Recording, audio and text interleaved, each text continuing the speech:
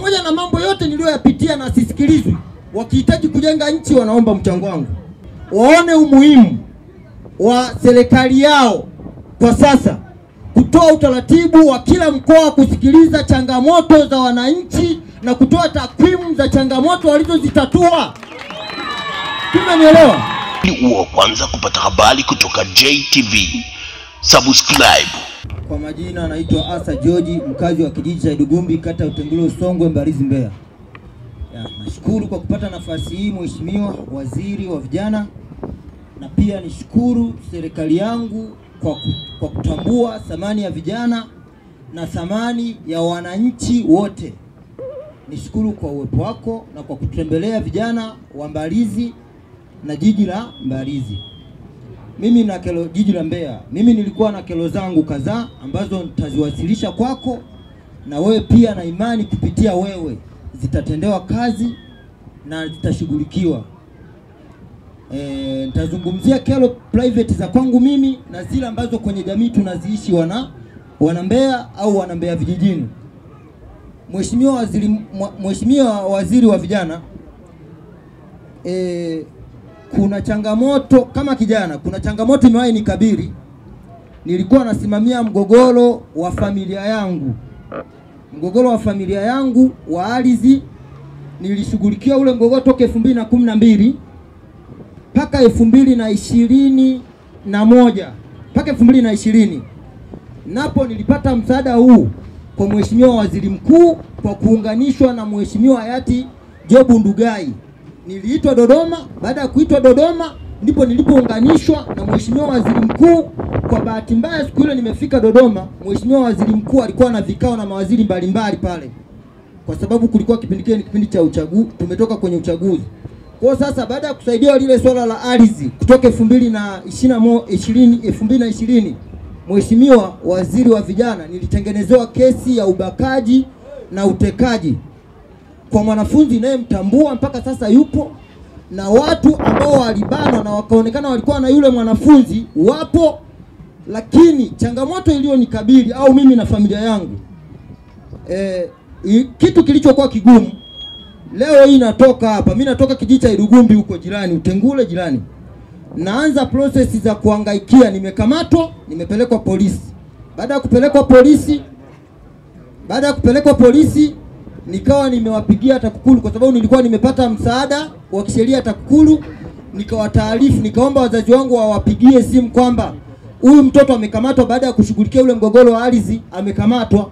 TAKUKURU nililala siku moja pale polisi, wakaja wakanizamini TAKUKURU wakanitoa.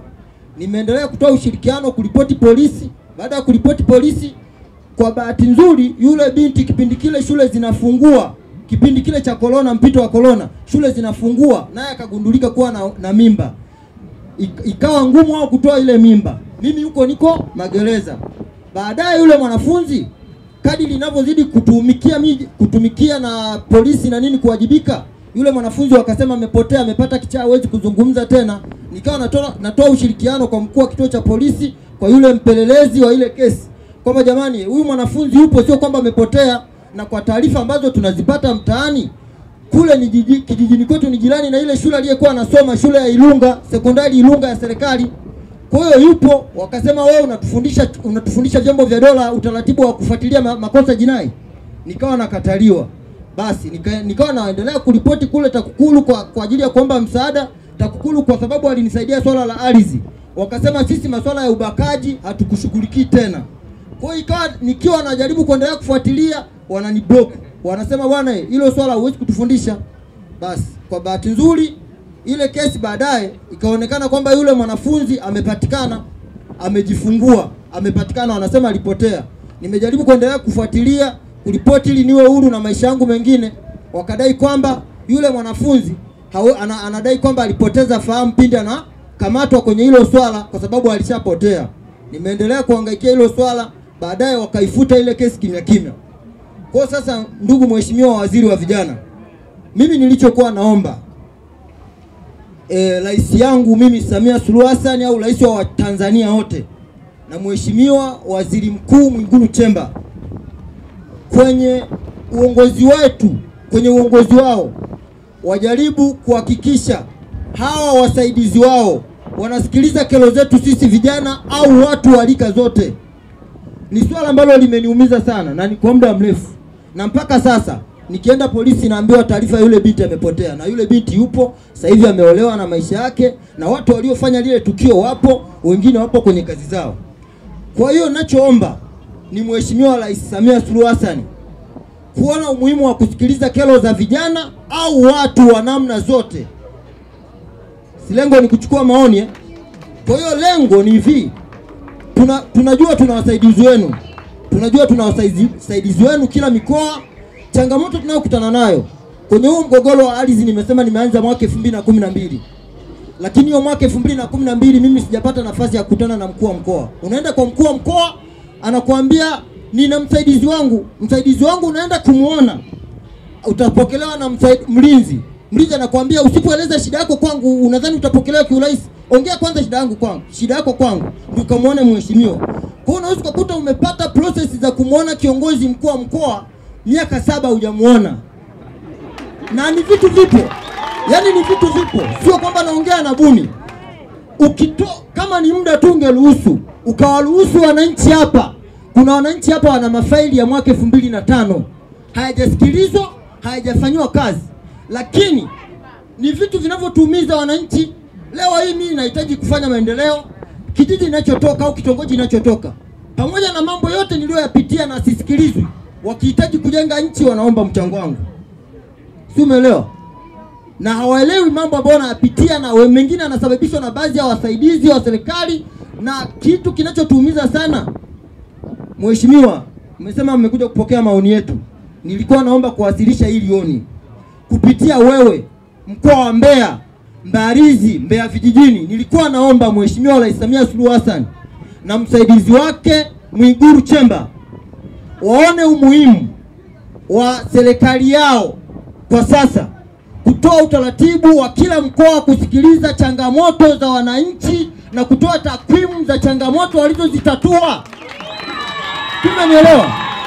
Yaani waone umuhimu wa kutoa agizo, isiwe amri, isiwe ombi. Kwa sababu hao watu wamekubali kuitumikia. Mtu anateuliwa, bwana utakuwa mkuu wa mkoa wa Mbeya. Utaratibu wa kumuona unakuwa mgumu.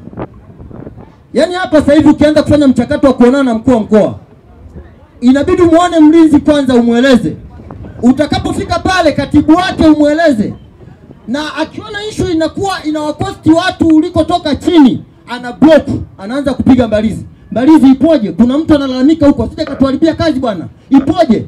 Wanachokifanya wanaanza kutengeneza mazingira kule unakolalamikia, na wewe mwenyewe unaenda kulalamika. Hebu suluhisheni huko huyo, anaanza kumsumbua mkuu wa mkoa na majukumu mengi. Ni issue ya mtu mmoja, familia inapata shida, familia inaumia. Na lingine, zungumza hii kama nafasi.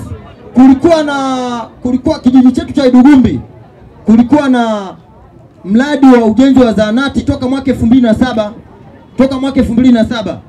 Hiyo zahanati tulianza wananchi kama wananchi, na mpaka 2021 zahanati ilikuwa haijafikia hatua nzuri ya ujenzi. Kwa bahati nzuri au mbaya, lakini kwa bahati nzuri tulipata msaada au uwekezaji huu wa barabara njia 4. Walikuja kwetu, walikuwa wamefanya biashara na material, yani kifusi. Walipofanya biashara na kifusi, wananchi tuliitwa, tulipewa taarifa.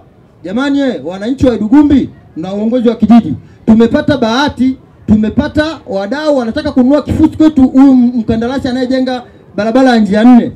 Baada ya kupata hii fursa, tulikuwa tunahangaika na ujenzi wa zahanati. Tulikuwa tunaombeni tujue hii hela sasa tunayogawiwa tuielekeze wapi, tufanyie malengo gani kwenye kijiji chetu, na kilio chetu kikubwa sisi ni ujenzi wa zahanati. Ndugu Mheshimiwa Waziri, wananchi wote tulimshukuru Mungu na tukashukuru kwa hicho kitu kilichotokea. Maana sasa tulikuwa hatuwezi kumaliza lile jengo, japo sio kubwa kivile.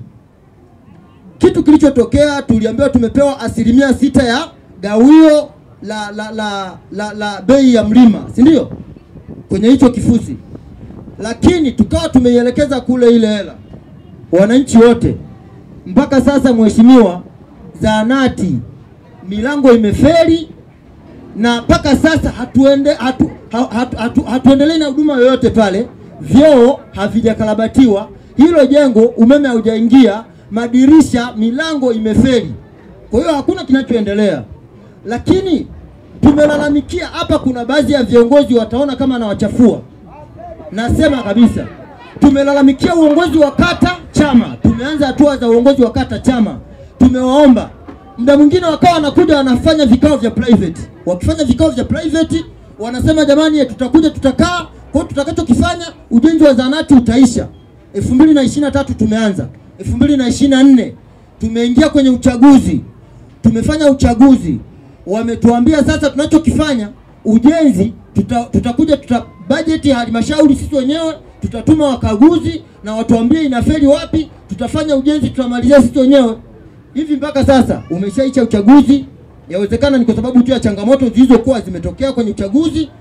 Tunataka tuombe utoe agizo, na kama haitoshi, Mheshimiwa Rais Samia Suluhu Hassan wa nchi hii alisikie swala hii na afuatilie, kwani mpaka sasa tunapata shida na hatuelewi, na waliokula hizo hela ni watu wanaotambulika.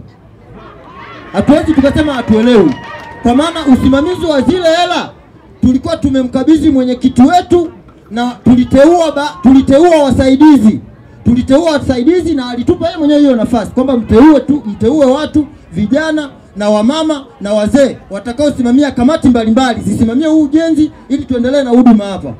Mpaka leo hii tuliambiwa tulipewa milioni 61 na laki ngapi, na kuna vijiji wamepewa milioni 50. Wamekamilisha ujenzi wa zahanati na zimeisha. Watu wetu wanatoka kwetu ambako tulikuwa tumeanza kwa nguvu zetu na tumepata bahati ya kuuza kifusi kwenye kijiji chetu, mpaka sasa hivi wanaenda kutibiwa sehemu ambao walipewa milioni 50 tu. Nashukuru sana kwa kupewa nafasi hii mbele ya waziri uliokuja. Kwanza tunakushukuru sana kwa kuja kutusikiliza. Mimi niliyosimama hapa ndio mwenyekiti wa madereva daladala Mbeya. Awali ya kwanza, tuna watu naoongoza wako chini yangu, wako nyuma yangu, vijana zaidi ya 600. Mimi kama mwenyekiti wa vijana, kwa majina yangu naitwa Ulimboka Kikosa Mwambuli, ni mwenyekiti wa madereva wote na wasafirishaji. Zoezi la kwanza, tunaona hapa mkurugenzi anasema mikopo wanatupa, lakini sisi kama vijana wasafirishaji tulioko hapa mjini hatujawahi kupewa mkopo hata siku moja tangu mwaka 2020. Sasa tunaona wanaokuja kupewa mikopo hapa kwenye eneo nao sisi ndio tunafanyia kazi, na sisi ndio wasafirishaji. Hata sura wengine hatuzifahamu, wametoka Umalira, wametoka Songwe huko, lakini hapa mjini sisi ambao tuko hapa tuliambiwa tuunde vikundi. Tumeunda vikundi lakini mikopo hatupewi, na tunazo certificate ambazo tumepewa na halmashauri ambao tumesajili hivyo vikundi. Hawa vijana wana maisha magumu na wana ajira. Hilo ni jambo la kwanza. Jambo la pili, tunaomba Mheshimiwa Waziri, mimi kama mwenyekiti wa madereva, kuna kanuni zinatoka madereva waende wakasome. Wameenda, wamesoma, wamepewa vyeti, lakini wanapoenda kurenew leseni wanaambiwa tunataka testimony ya polisi. Lakini ukiangalia ndani ya hicho cheti kuna testimony ya polisi, kwa sababu huwezi kupewa cheti bila kutestiwa kule VETA. Tunatestiwa, lakini tunaona unaambiwa ukasome mara ya pili ukapewe ili utesti leseni. Kwa hiyo kuna vijana wengi wako mitaani, maisha yao ni magumu, mikopo hawapewi wa madereva. Alafu pili, leseni zao zimeisha, hawana kazi za kufanya, wako wanazunguka tu. Tunaomba Mheshimiwa Waziri tupelekee hilo. Angalau kwa madereva nao wa daladala muangalie, wana maisha magumu. Nao wasafirisha zaidi ya 600 na mimi nikiwa nawakilisha. Maisha yao ni magumu. Leseni zao zikiisha wanasumbuliwa kwenda kurenew. Hilo tunaomba mliangalie kwa makini, ili hao vijana wawe na maisha. Kwa hiyo wanakosa kazi, wakati mwingine wanakuwa sasa wanajiunga kwenye makundi ambayo hatastahili kwa sababu wanakuwa hawana kazi. Tunaomba ile Mheshimiwa Waziri ile uliangalie. Jambo la pili ni utaratibu wa miundombinu ya ufanyaji kazi kati ya vyombo vya usafiri. Bajaji na daladala zimekuwa zikifanya kazi pamoja. Kwa maana hiyo sasa watu wa daladala wanashindwa kufanya kazi kupata mapato yanayokidhi. Tunaomba hilo liangaliwe, litengenezewe utaratibu wa vyombo, kwa sababu sheria zipo, vyombo vya kodiwa na vyombo vya abiria. Hili halijakaa sawa mkoa wa Mbeya. Tunaomba hilo kiongozi mliangalie nao pia. Kwa hiyo vijana sasa hivi gari ukiangalia tuko hapa zinapiga tripu kwenda Senjere tripu moja. Bajaji ndio zimetawala zinakwenda huko. Tukienda kulalamika ofisini, tumelalamika sana ofisini lakini hatusikilizwi kiongozi. Na hili tumelalamika sana kiongozi huko ofisini, lakini baada ya kuja mkuu wa wilaya Itunda akasema subiri nitashughulikia. Na kwa sababu tuna imani naye, hatuna wasiwasi, tunajua atatushughulikia. Kwa hiyo tuna imani naye. Nalo ni tatizo ambalo limeingia kwa vijana. Wote tunasemea vijana katika utafutaji. Mtu kama anakwenda tripu moja, kwa maana hiyo hawezi kufanya kazi na akapata kakizi kulea familia. Kwa hiyo tunaomba mlichukue hiyo kile utaratibu ili kila mmoja Mbeya yetu tujenge kwa pamoja. Asante kwa kusikiliza. Kuna mambo tuweke sawa hapo. Nyie mliunda kikundi cha kufanya shughuli gani cha abiria madereva? Tunazo shughuli za wasafirishaji. Tunazo vikundi vya madereva, lakini tunayo kikundi cha wasafirishaji wale ambao madereva na makondakta ambao hawana magari. Swali langu ni kwamba ndio mlivyounda kikundi hicho, mlivyokipeleka halmashauri, mlikipeleka kwa wazo la kufanya nini? Kwa wazo la kukopa hela tununue magari ya kwetu ya kufanyia biashara ili tuongeze ajira kwa vijana wetu. Mkurugenzi yuko wapi? Mkurugenzi, mimi naomba ukae nao hao watu. Jaribu kukaa nao alafu tuangalie hicho wanachokiwaza, kwa sababu pamoja na kwamba fedha zinatolewa, lakini kitu kimoja hapo tunasema lazima wazo la biashara na yenyewe liyo linalotekelezeka, si ndio? Sasa nyewe mna mawazo, mkae nao wataalamu, alafu mjadiliane, mkubaliane kinachowezekana, pasipowezekana tujue changamoto ni nini, kwa sababu sisi tumechaguliwa kama viongozi kutatua changamoto. Tunashukuru. Kwa hiyo mkae naye na mimi nitapata majawabu kutoka kwa mkurugenzi. Ndani ya wiki moja nitakuwa na majawabu, nitajua, alafu tutajua tunafanyaje kuhusiana na hilo jambo. Lakini hili la pili la kuhusiana na bajaji na daladala, nyote ni watafutaji. Nyote ni wafanyabiashara. Ndio.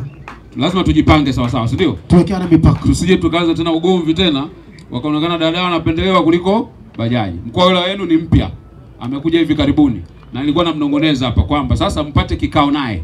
Yeye kama viongozi wa bajaji, kama viongozi wa daladala, nendeni ofisini, yuko hapa, mtazungumza naye, mjue utaratibu ambao ni sahihi na nyie wote ambao mtakubaliana ili kuondoa hiyo changamoto. Sawa? Tunashukuru mkuu. Kwa sababu Mbeya mjini tumewekeana utaratibu mzuri, kwa maana wote tunatafuta. Ndio. Tumeweka mipaka sehemu za kuishia bajaji na si daladala tupate, huku kwingine tufanye kazi pamoja. Sawa. Lakini Mbeya vijijini bado hilo linaonekana limekuwa tatizo. Basi lifanyike leo juma ngapi leo? Leo Jumanne. Leo Jumanne. Jumatano. Jumatano leo. Unataka kunipotosha ndugu yangu Leo Jumatano. Ndio. Ijumaa mtaenda kwa mkuu wa wilaya. Tunashukuru. Mkae viongozi wa bajaji, mkae viongozi wa daladala, mkubaliane, makubaliano mtakayopata muongee na wanachama wenu na mimi nitapata ripoti kutoka kwake. Tunashukuru mkuu, Tanzania ni salama. Asante. Haya, asante sana. Tunashukuru sana. Asante kwa kuja Mheshimiwa Waziri. Kwa majina naitwa Devota Geoffrey Mwaibindi. Ni mkazi wa Ndola, kata ya Salala. Kwanza tunaomba utambue, yani uwepo wako sisi ndio umetuleta hapa. Tunategemea mengi kutoka kwako. Jambo la kwanza leo nataka kuongea ni kuhusu sisi vijana. Mheshimiwa Waziri, vijana tumesoma. Tuko mtaani, watu tuna degree, tuna diploma zetu. Tuko mtaani, yani uwezi amini kwa sasa hivi hata tukisema Mbalizi watu wanaotuvunjia nyumba ni vijana waliosoma. Watu wanaotuibia kwenye simu ni kijana aliyesoma. Yani mtu ambaye ameisha darasa 7 hawezi akaanza kuchezea simu mpaka akaiblock. Yani vijana wengi tuko mtaani. Tumesoma. Mfano mimi nimemaliza kutoka 2018.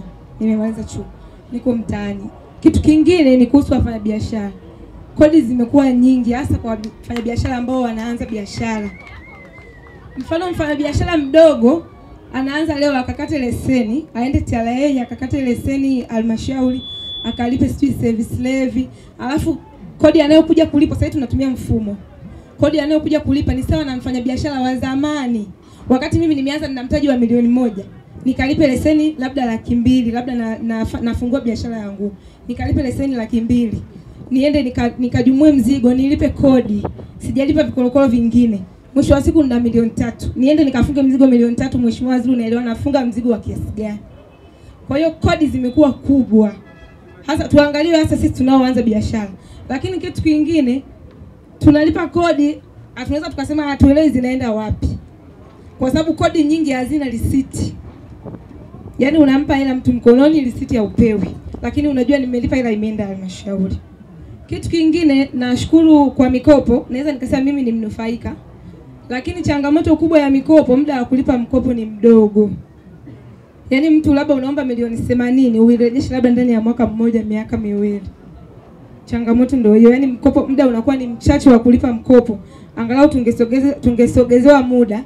Kitu kingine pia tulikuwa tunaomba kama itawapendeza, kwa vijana tunakuwa wengi hatuaminiani. Kwa hiyo mimi kumtafuta mtu nikaombe, yani nimtafute huyu na huyu tujiorganize tuombe mkopo, inakuwa ni changamoto kwa sababu kwanza hatuaminiani. Lakini mimi nikipewa mkopo, mimi kama mimi nasema mimi nimechukua mkopo, naweza nikarejesha mwenyewe. Kwa hiyo kama ni kunikamata, mtanikamata mimi, wewe kwa nini hujarejesha mkopo wangu? Lakini changamoto ya hiyo mikopo ambayo tunakutana na watu 5, watu 10, urejeshaji wake unakuwa ni mgumu.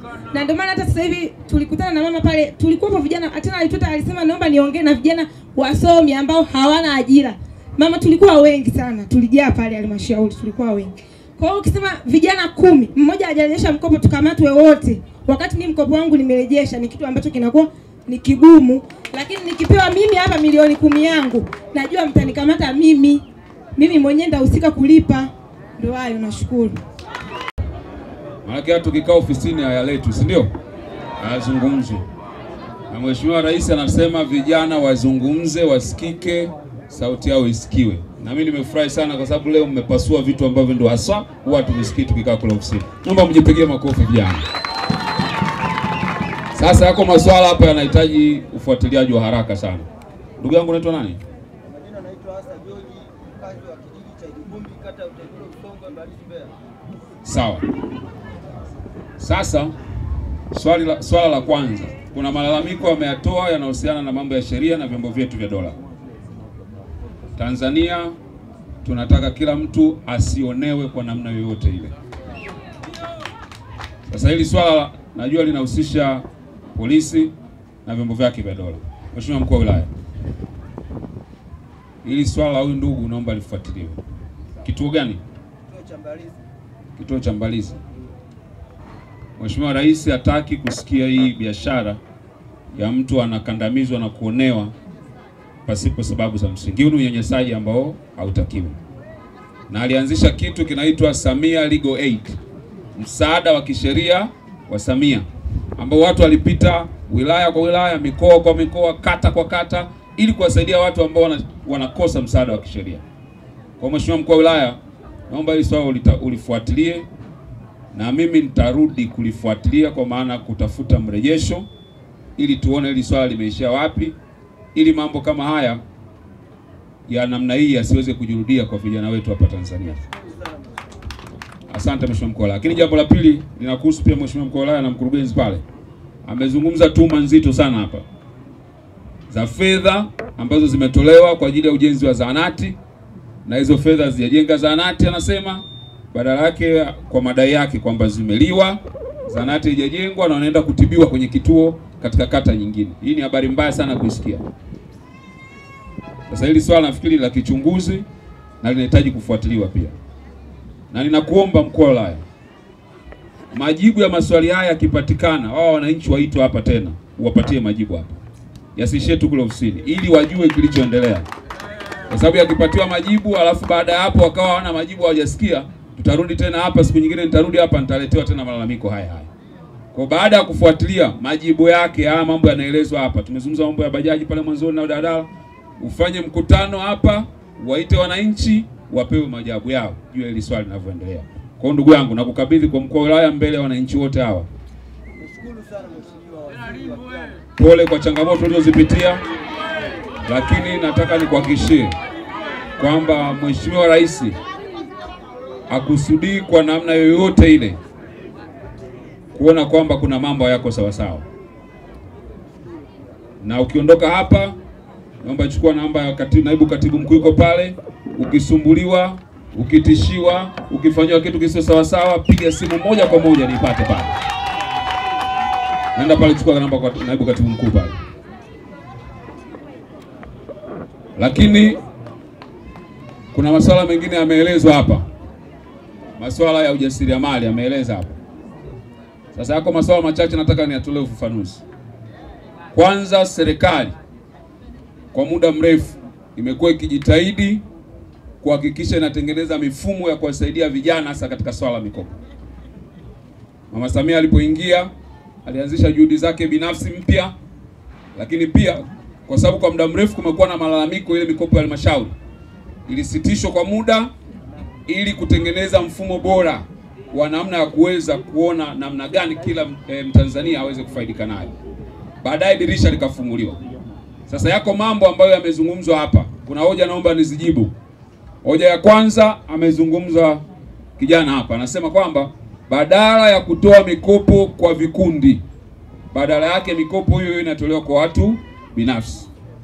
Mwaka mmoja uliopita Mheshimiwa Rais aliagiza kupitia benki ya NMB yafanyike majaribio katika halmashauri kadhaa hapa nchini. Watu waende kukopa wao binafsi, na mikopo ile ilikuwa inaishia milioni 4. Kwa sababu walikuwa wanaangalia watu ambao mapato yao hayazidi milioni 4. Majaribio yamefanyika na naamini ripoti italetwa ili kuona namna ambavyo mikopo pia itaendelea kutolewa kwa watu binafsi. Kwa hiyo nataka nikuondolee shaka. Hicho kitu kilishaanza kufanywa utafiti, na katika fedha ambazo mheshimiwa atazitoa, baadhi yake zipo zitakazoingia katika mfuko wa maendeleo ya vijana, ambao mfuko huo unakopesha pia watu ambao wana mawazo binafsi kama vijana. Kwa hiyo swala hilo nataka nikuondolee shaka. Pesa zitakuja, na kama mnakumbuka Mheshimiwa Rais alipokuwa anapita katika kampeni alisema ndani ya siku 100, na tumeanza kuzihesabu tangu siku aliyoapishwa, ndani ya siku 100 atatoa shilingi bilioni 200. Anawalenga vijana, anawalenga na wanawake. Sasa tukasema kabla hizo pesa hazijatoka, ndio maana tumekuja huku kwenu mtuambie haya mnayotuambia, ili nikamwambie Mheshimiwa Rais kwamba vijana wanasema hizo pesa zitoke kwa mtindo huu, kwa mtindo huu, kwa mtindo huu, ili ziwe na manufaa. Kwa ndio maana amenituma nije hapa. Kwa hiyo ninachukua hayo mliyosema na nitayapeleka kama hoja za utekelezaji. Yako masuala ya kikodi yamezungumzwa hapa. Sasa ninafahamu ziko kodi katika level 2. Ziko kodi ambazo zinatoka katika ngazi ya kitaifa. Zile sasa sisi kama wizara tunaendelea kupokea maoni. Mnaye mbunge wenu yuko hapa. Tunapokea maoni kwa wadau mbalimbali. Tutaona na sisi tunavyoweza kutoa mapendekezo ya marekebisho ya kodi hizo. Lakini zipo kodi pia ambazo zinazungumzia, ambazo ziko katika level ya halmashauri. Sasa hizi ni kodi ambazo tunaamini mabadiliko yake yanatokea katika baraza la madiwani. Sasa sisi kazi yetu kama wizara ni kuhakikisha taarifa sahihi zinapatikana na kuongeza msukumo katika kutengeneza mazingira bora ya wafanyabiashara wetu. Najua ziko hoja nyingi na zingine sisi tunazibeba, ambazo tunajua unapoanza biashara changamoto nyingi sana. Kwa wafanyabiashara wapunguziwe, wajengewe, watengenezewe unafuu, hasa wanapokuwa wanaanza biashara zao, hasa vijana. Kama alivyosema, wako vijana wametoka vyuo hapa, wako vijana wanapambana hapa, na kila nilikopita nimetoa maagizo kwa wakurugenzi wa halmashauri. Tuwatambue hawa vijana, tujue vijana wetu ni akina nani, wana ujuzi gani, wana elimu gani, wanafanya shughuli gani na fursa gani ambao wanaweza kuitumia. Mheshimiwa Rais alipoingia madarakani, kuna sheria ambayo ilitungwa muda mrefu hapa nchini, ya sheria ya manunuzi ya umma, ambayo ilikuwa inaruhusu kutoa asilimia fulani ya manunuzi ya umma yapelekewe kwa vijana na vikundi vyao, wapewe hizo tenda. Alipoingia akaona ile asilimia ni chache, akaiongeza mpaka asilimia 30. Maana yake kwenye kila matumizi ya halmashauri ya mwaka mmoja, asilimia 30 ya matumizi yake, tenda hizo zinatakiwa zipewe vijana, wanaita special group. Wapewe vijana, wanawake, wenye ulemavu pamoja na wazee. Halmashauri inanunuaje kompyuta kwa kumtumia mtu kutoka Dar es Salaam, wakati tuna vijana wetu hapa wamemaliza, wanaweza kufanya hiyo supply wakapeleka katika halmashauri pale? Halmashauri inachukuaje mtu ana supply vifaa vya usafi, anachukuliwa ametoka Mwanza, ametoka Dodoma, wakati tuna vijana wetu hapa wanaweza wakachukua hiyo tenda, wakaleta fagio, wakaleta kila kitu katika hizo halmashauri zetu. Tunataka hii sheria pia, kati ya ajenda yetu mojawapo ni kuisimamia vijana wapewe fursa za kuwa ndio wana supply huduma katika shughuli zetu ambazo tunazifanya pia. Kwa hiyo haya ni mambo ambayo Mheshimiwa Rais ameagiza na amesema yapewe kipaumbele pia. Lakini liko swali lingine umelizungumza na nimelikuta maeneo mengine, swala mikopo. Nilipokuwa nafikiri Tunduma, nilikutana na mikopo, wanasema Mtu anapewa mkopo wa kununua bajaji. Bajaji inauzwa shilingi ngapi?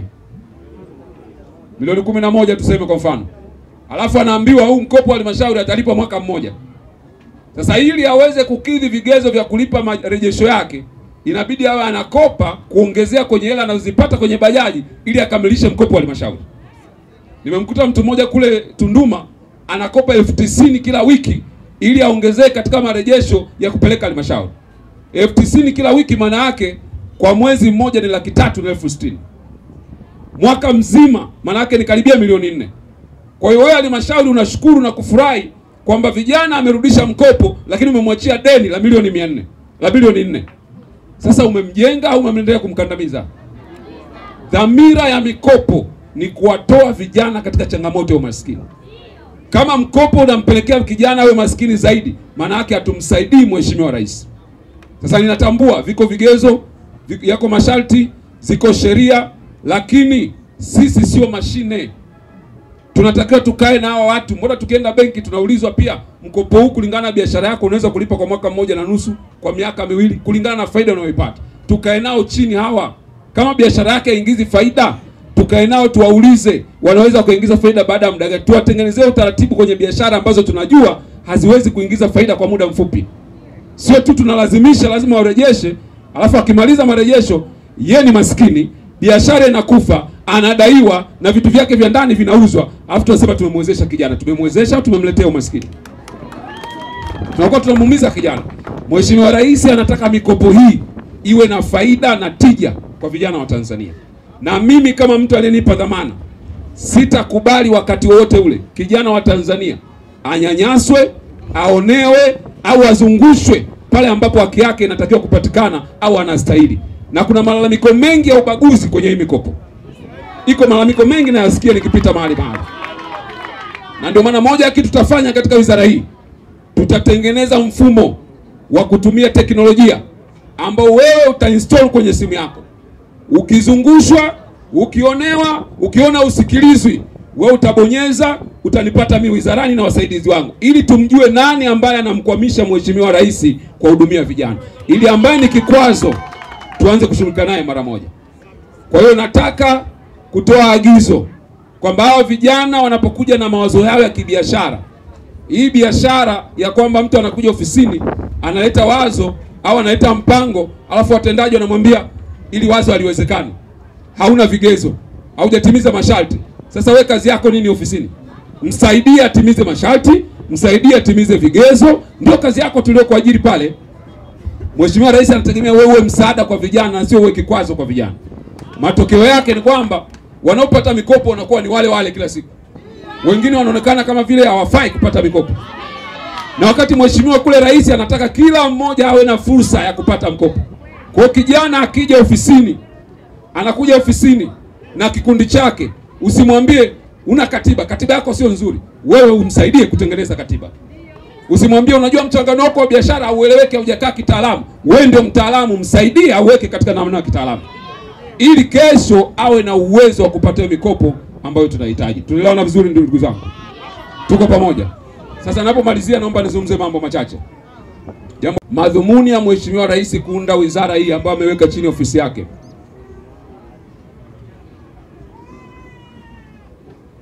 Asante. Madhumuni ya kuweka wizara maalum ya maendeleo ya vijana tangu tupate uhuru haijawahi kutokea, ndio mara ya kwanza. Hatujawahi kuwa na wizara inayoshughulika na mambo ya vijana peke yao, haijawahi kutokea. Kwa hiyo maana yake ni kwamba Mheshimiwa Rais kwa kuunda wizara hii anamaanisha anataka kutoa kipaumbele kwa masuala ya vijana. Anataka vijana wasikike, anataka hoja zao zisikike kama ambavyo umezungumza hivi leo. Anataka kuhakikisha kwamba vijana mawazo yao yanapata sehemu ya kuzungumzika. Na mimi kwa niaba yake ndio natafsiri hayo maono huku chini.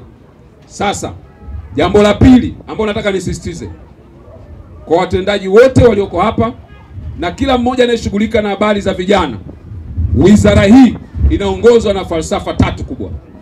Falsafa ya kwanza ni kasi ya kuwahudumia vijana, speed. Haya mambo ya nenda rudi, njoo kesho, kitu unajua kabisa mahitaji yako 5, unampa 2, anaenda akirudi unamuongezea lingine kesho. Hii biashara hii ndio inasababisha watu wanakuwa na malalamiko, wanapoteza nauli, shughuli zao wanaziacha. Kama unahudumia kijana, falsafa ya wizara hii, kasi ya kuwahudumia watu. Tunataka kasi. Kama huwezi kuendana na kasi, maana yake wewe huwezi kuhudumia vijana, kwa sababu vijana yao ni kasi. Kwa hiyo shughuli za vijana zifanyike kwa kasi. Wanapoleta malalamiko yao yasichukue muda. Ndio maana yale ambayo tumeona hapa yanahitajika kufanywa kazi, nimeyatolea maagizo hapa, na mimi ni mfuatiliaji mzuri, nitafuatilia ili yule ambaye anazuia yeye na yeye tuone namna ya kumpumzisha, tutafute wengine ambao wanaweza kufanya hiyo kazi.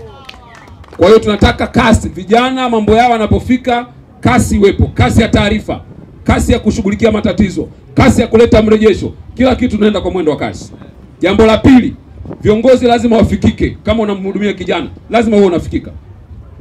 Haya malalamiko tuliyosikia hapa, haya ni habari mbaya kabisa kuisikia hii. Kwamba mtu anakuja anazuiwa na mlinzi. Mtu anakuja wiki mbili anamtafuta kiongozi ofisini ampate. Vijana, tena falsafa ya wizara hii sio kusubiri vijana waje, tunawafuata vijana walipo. Ndio maana hata katika mikutano niliwaambia, kila ninakopita sitaki mniandalie mkutano ukumbini. Sio mjini huko ukumbini mnachagua wale wa kwenu tu wa kuongea vizuri, wale wa kusifia wale ndio waje kule. Hapana. Nitakwenda maeneo ambayo vijana wanafanya kazi, nisikie malalamiko yao. Kwa hiyo tunaohudumia hawa wananchi tuwafuate walipo. Tuseme unajua hakuleta malalamiko ofisini, unajua hakuja ofisini kuniambia, hakunipigia simu. Nenda vijana waliko, waulize una changamoto gani, mna mawazo gani, ili tuweze kuyarekebisha. Na falsafa ya tatu ya mwisho, tutatumia teknolojia katika kiwango cha juu sana. Tunaishi katika ulimwengu wa kidijitali. Tunataka vijana watumie teknolojia na dijitali kuhakikisha wanawasilisha mawazo yao kwetu, kuhakikisha wanawasilisha changamoto zao, ili tuzishughulikie kwa haraka sana. Dhamira ya Mheshimiwa Rais na nia yake ni kwamba vijana wa nchi hii wasikose fursa kila wakati zinapotolewa. Kwa pesa zitakapotolewa za mitaji, tuhakikishe watendaji na watu wote wanaohusika tufanye sehemu yetu. Na nyie vijana, naomba niwaambie, mafanikio ni pale fursa inapokutana na maandalizi. Umeshasikia kuna bilioni 200 Mheshimiwa Rais anataka kuzitoa. Usisubiri zije kwanza ndio uanze kujiandaa. Kama muda unaenda kaulize kwa mkurugenzi kwamba mimi natakiwa nifanye nini hizo hela zikija nizipate, atakwambia fanya 1 2 3. Ili zinapokuja usichelewe, kwa sababu wenzako wanaendelea kujiandaa. Tuko pamoja jamani? Mmenielewa vizuri? Kwa hiyo ninaomba tujiandae kwa ajili ya mikakati mikubwa. Mmezungumza mambo mengi, muda wetu hautoshi, lakini Mheshimiwa Rais ana mipango mingi. Katika ahadi zake 13 ambazo amepanga kuzitekeleza ndani ya siku 100, ahadi 6 zinagusa masuala ya vijana. Manake 46% ya ahadi ya siku 100 za Mheshimiwa Rais zinazungumza na vijana. Manake kama anatumia siku 100, manake siku 46 anawaza tu kuhusu vijana. Nataka niwahakikishie Mheshimiwa Rais ana matumaini na vijana wa nchi hii. Anaamini tukiwezeshwa sawa sawa na maono yake, tutatimiza ndoto na malengo yetu. Niwaombe vijana mlioko hapa, tutunze amani yetu. Tutunze amani yetu. Hatuna mbadala katika hilo. Najua yako mambo ambayo yako sawa sawa kama ambavyo yameongelewa hapa. Na siko hapa kuambia kwamba mambo yote yako sawa 100%. Niko hapa kuambia tukiongea kama hivi, lile ambalo haliko sawa tunaweza kuliweka sawa. Hatujafika wakati wa kutoongea. Bado tuna nafasi na fursa ya kuweza kuongea. Tuko vizuri ndugu zangu? Naomba niwasumbue msimame kidogo. Hapo utaipata na namba yako, utampa naibu katibu mkuu, tutawasiliana pale. Sasa ndugu zangu, katika kitu ambacho mimi nakifurahiaga sana maishani wangu ni wimbo wetu wa taifa. Na naufurahia kwa sababu wimbo wa taifa ule ni maombi kwa Mwenyezi Mungu. Ukiusikiliza vizuri, sio wimbo tu, ni kama sala tunafanya kwa Mungu. Si ndio jamani? Mimi nataka tufanye kwa moyo sana. Tumuombe Mungu kwa ajili ya nchi yetu kupitia wimbo wetu wa taifa. Kwamba sisi kama vijana tunaamini kabisa kwamba Mungu anaweza kutubariki na kutusaidia pia kama taifa. Kwa naomba tusimame kwa ukakamavu. Dr. Mapana atatuanzishia ili tuimbe wimbo wetu kwa taifa. Unapoimba, tuimbe kama sehemu ya sala yetu kwa Mwenyezi Mungu, ili vijana tupate baraka na taifa letu liwe salama. Ibariki Afrika, wabariki